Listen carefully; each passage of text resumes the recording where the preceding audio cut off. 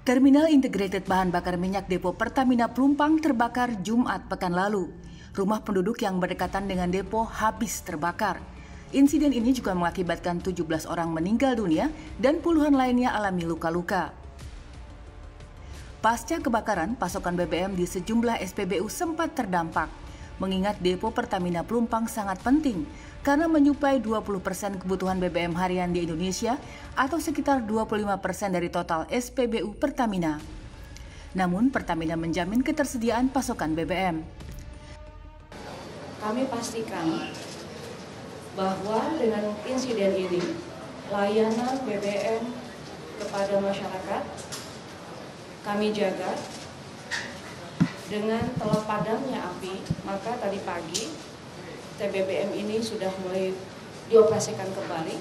Selain itu, pasokan BBM ini juga di backup dari TBBM terdekat, dari Tanjung Gerem, kemudian dari Padalarang dan Cikampek. Presiden Joko Widodo dan Menteri BUMN yang sempat mendatangi korban ledakan depo Pertamina Pelumpang meminta agar ada jalan yang terbaik agar hal ini tidak terjadi lagi ke depan. Menteri BUMN Erick Thohir menegaskan, depo Pertamina Pelumpang akan dipindahkan ke lahan milik PT Pelabuhan Indonesia atau Pelindo. Kepada Pertamina agar ini bisa kembali seperti dulu. Kalau tidak mungkin, ya kita relokasi, khususnya untuk yang Pelumpang dulu. Berbeda dengan Menteri BUMN, Menko Kemaritiman dan Investasi mengungkapkan, seharusnya masyarakat yang tinggal dekat depo Pelumpang harus dipindahkan. Masyarakat yang dipindahkan pemukimannya dari buffer zona depo Pelumpang dipertimbangkan untuk diberikan kompensasi oleh Pertamina. Lalu manakah yang lebih baik? Relokasi depo Pertamina Pelumpang atau memindahkan warga?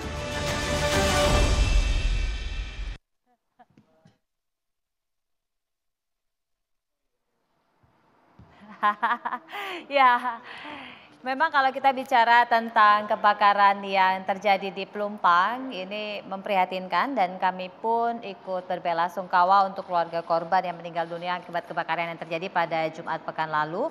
Tentunya ini bukan berita yang menggembirakan karena bukan hanya ke-19 keluarga meninggal serta keluarganya yang ditinggalkan, tetapi juga masih ada 35 orang terluka akibat dari kejadian tersebut.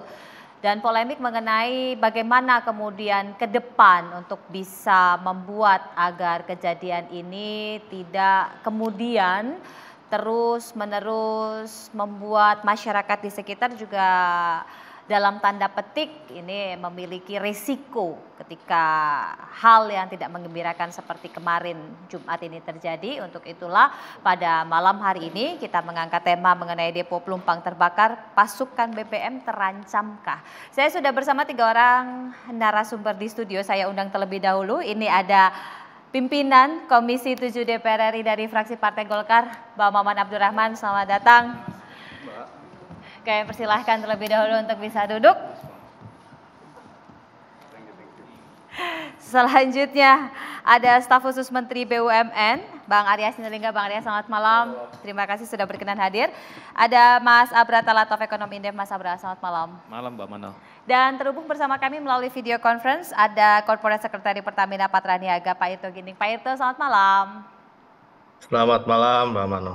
Ini sebelum saya ke narasumber-narasumber yang ada di studio, saya ke Pak Irto dulu karena ini banyak tanda tanya besar berkaitan tentang pasokan BBM, mengingat depo Pelumpang ini menyuplai kurang lebih 20% ya Pak untuk kebutuhan BBM di sekitar Jawa. Pak Irto, bagaimana kemudian kondisinya sekarang Pak Irto? Baik, terima kasih Mbak Mano. Pertama-tama kami atas nama Pertamina menyampaikan sekali lagi turut berduka cita, berbelasungkawa terhadap korban atas musibah yang terjadi pada tanggal 3 Maret yang lalu. Dan tentunya harapan kami untuk korban-korban yang saat ini sedang dirawat bisa segera diberikan kesembuhan. Amin.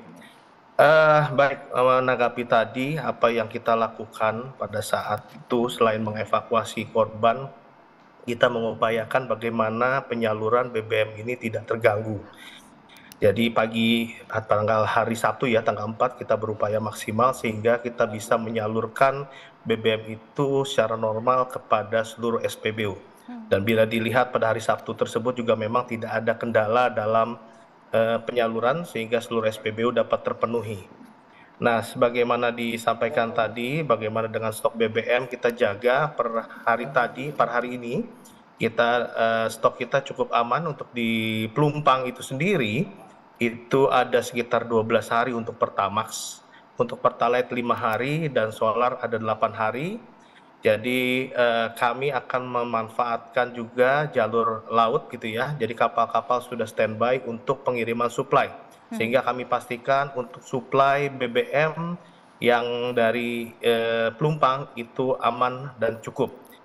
Bila pun memang nanti ada keperluan tambahan, kami sudah menyiapkan beberapa suplai lainnya, yaitu dari Cikampek atau dari Tanjung Gerem ataupun dari Padalarang. Mungkin demikian, Mbak Mano.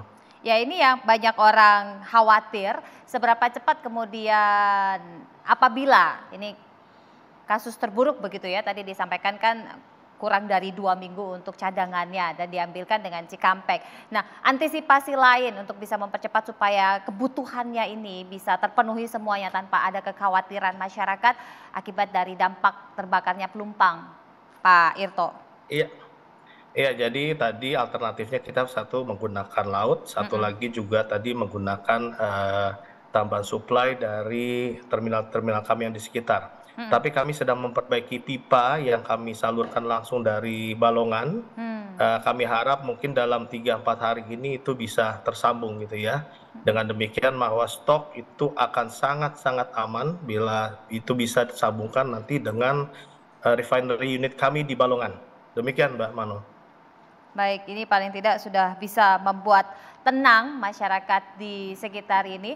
Kemudian upaya untuk bisa memperbaiki kondisi ataupun mengantisipasi lokasi-lokasi lain agar tidak kemudian kejadian serupa terjadi, Pak Irto.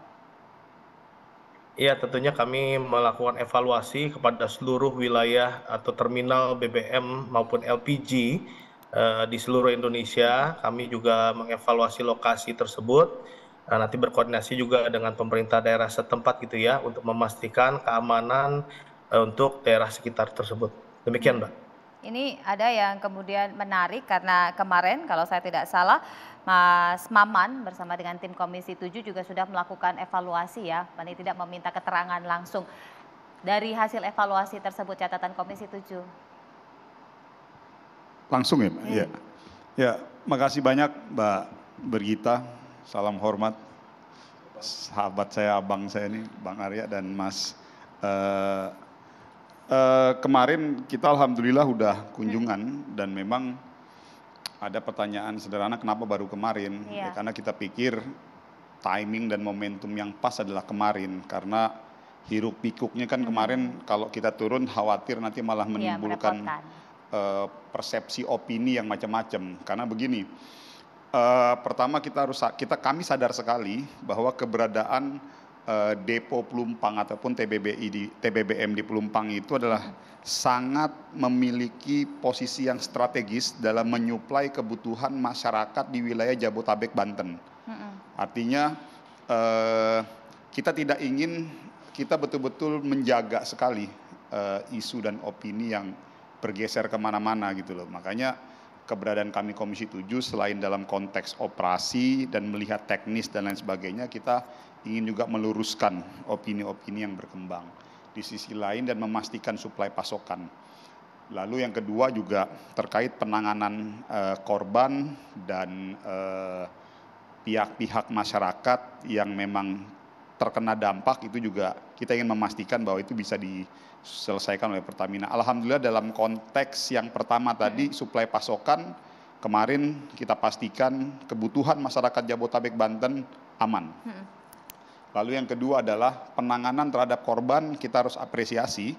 Terlepas dari bahwa ada catatan nanti dari sisi operasi dan teknis, itu saya belum mau masuk ke situ. Namun dalam konteks penanganan kita harus fair dan objektif. Pertamina bersama-sama dengan BUMN memberikan support yang sangat luar biasa. Artinya para korban dan juga pihak keluarga dan lain sebagainya yang sekarang sedang mengungsi juga itu tertangani dengan baik. Nah sekarang kami ingin bicara dari sisi operasi, Mbak. Jadi memang ada beberapa catatan yang memang perlu kita dorong kepada Pertamina, karena memang seperti yang memang sudah beredar di publik, ini kan bukan hanya kejadian yang yang pertama kali gitu ya. Jadi ada beberapa kejadian-kejadian. Namun kita harus lihat catatannya begini, karena suka atau tidak suka, memang harus berbarengan permasalahan ini semuanya di seluruh kilang di Indonesia. Karena rata-rata kilang ataupun objek-objek vital yang ada di Pertamina itu dibangun kurang lebih di tahun 70-an semua. Jadi justru kalau misalnya ada yang lebih dulu 5 tahun yang lalu atau ada ini justru agak aneh. Tapi artinya apa? Dari segi lifetime equipment, peralatan itu memang sudah masuk dalam fase yang memang perlu ditata ataupun di maintenance. Nah, di sisi lain memang updating ataupun upgrading equipment, contoh misalnya early warning systemnya juga memang sudah harus di updating lah. Nah, itu memang catatan-catatan kita yang memang dalam konteks operasi yang harus menjadi perhatian penting bagi Pertamina. Ada yang kedua Mbak, saya mau bicara dari segi operasi supaya ini lurus. Pertama begini, nanti yang lain-lainnya nanti silakan saja di explore. Ada perbedaan penyebab antara yang di Tanjung Priuk dengan yang di Balongan. Ini dua hal yang berbeda loh. Jadi jangan kalau di Balongan tuh refinery. Iya. Tapi kalau yang di Tanjung Priuk nih murni TBBM. Terminal bahan bakar minyak. Jadi minyak-minyak yang sudah jadi gini bahasa sederhananya itu dikumpulkan di TBBM ini. Tapi kalau yang di Balongan itu refinery, pengolahan. Gitu loh. Jadi maksud saya ini harus dua ini yang memang berbeda. Nah, namun memang proses pembangunannya itu sama-sama dari tahun 70-an, jadi memang perlu ada ya kalau bahasa kita peremajaan dan lain sebagainya lah. Kurang lebih seperti itu Mbak. Nah, yang memang menarik ini kan saya harus sampaikan yang sangat menarik ini karena kebetulan ini menjadi isu pertama ini DKI, Sentral DKI Jakarta.